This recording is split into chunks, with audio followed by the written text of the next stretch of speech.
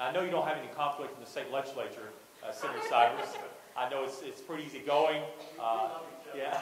Well, you know, there's an old saying that everybody knows people that don't like them, and only politicians have an exact count. But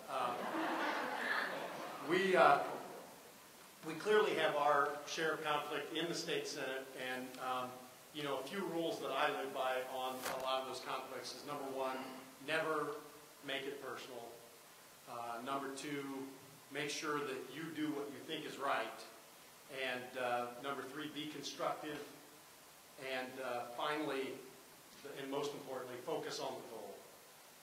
Because if you focus on the goal at hand, you can get through it and you might be able to find common ground.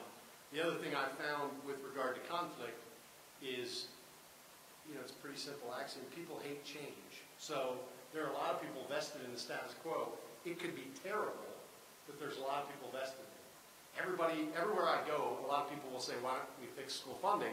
But then when people put out a plan to fix school funding, every time there's a plan out there, there's 3/4 of the people that hate it. So that's why we don't have fixed school funding, because you're always goring somebody's ox, and especially with regard to legislation and government, change is difficult, and people immediately, a lot of people will get their backs up in a corporation when there's change, in a nonprofit when there's change, in government when there's change, and you have to help people see all sides of it and why it's important, and that's part of being constructive, because there will be people that will just be against any change, and that's one of the times that creates a lot of conflict, is when you're trying to change something, and since that's our job in the legislature is to change things, they call it the revised code for a reason. We change it every day.